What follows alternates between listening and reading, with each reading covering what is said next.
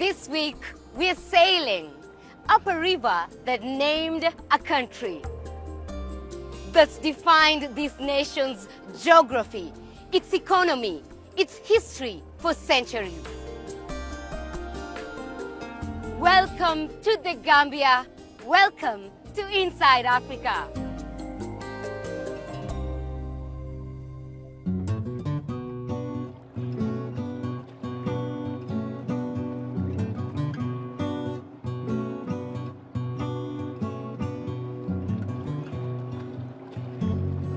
We set out on the Gambia River, just outside the capital, Banjul.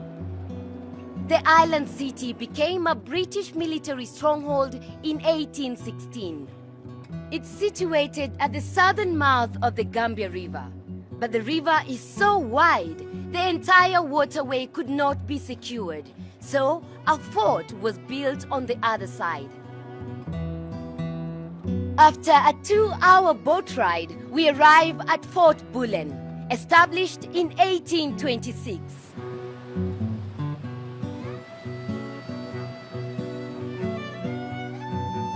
It sits on Barra Point and overlooks the northern bank of the river.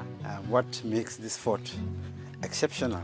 Our guide is one of Gambia's most prominent historians, Hassoum Cissé. He leads me up to one of the 4 gun bastions. Wow.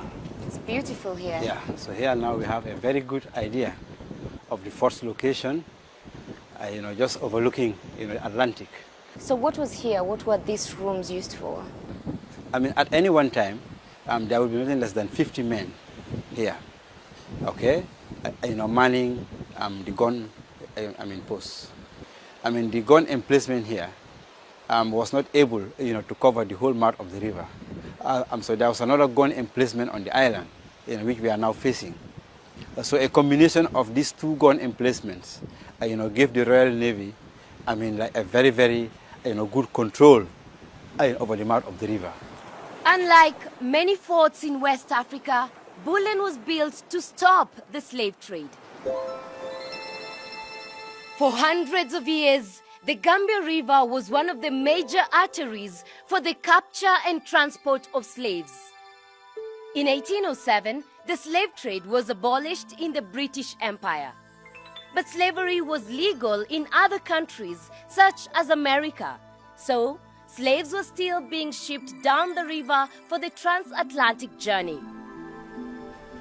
The British Royal Navy dominated the oceans at that time and was responsible for enforcing the ban. Slave ships traveling down the Gambia River were seized.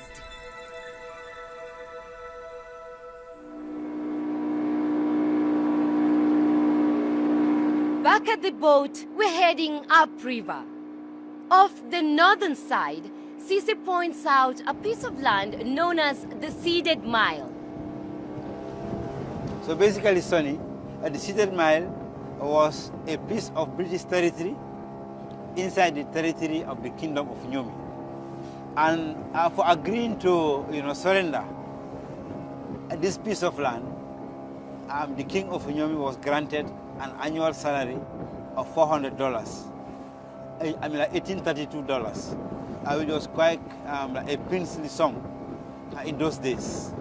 And also the other interesting thing is that this Ceded Mile became like the launch pad, for further, British territorial acquisition. It was more than 25 miles long and 1 mile wide. So where are we headed to now? And now we are headed to Kunta Kinte Island, formerly called James Island.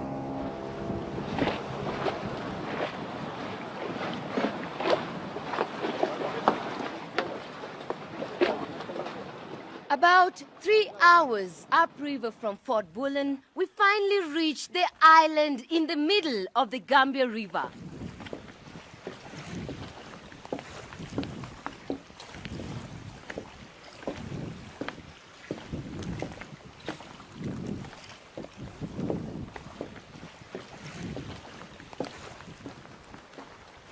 So welcome to Kunta Kinte Island, formerly known as James Island. Now these cannons you see here symbolize the tragedy, which has been the history, the tragedy and the violence, which has been the history of this island.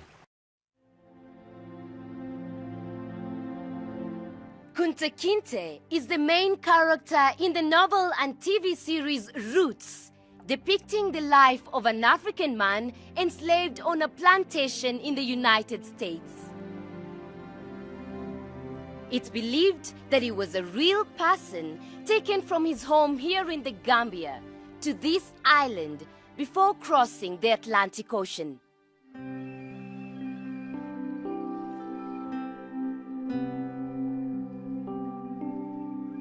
In 2011, the Gambia renamed James Island Kunta Kinte Island.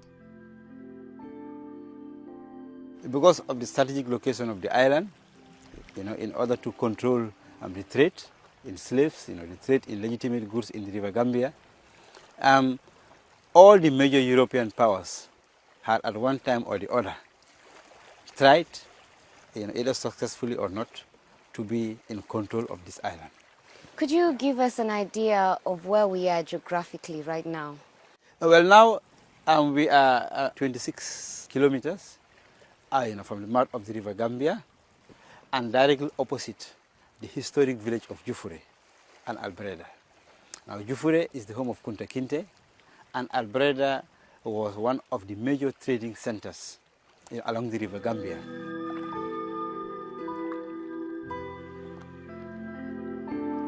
The island was abandoned in 1828, but parts of it have been restored, including this heavily armed fort.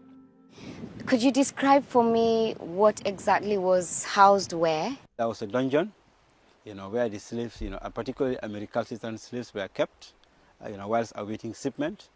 There was a slave yard over there at the Baobab Grove, where the slaves, would be assembled, prior to departure. So it was basically like the most, densely populated spot on earth, at any one time, because, you had all these, people, living on the island.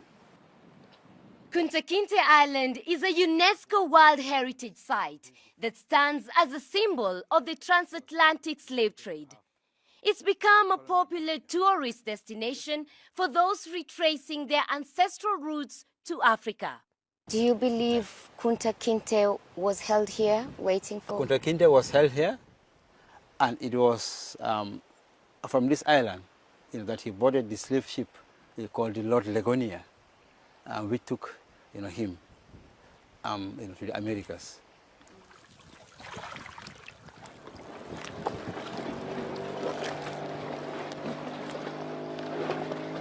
Kunta Kinte's village is not far from here, and that's where we're headed next.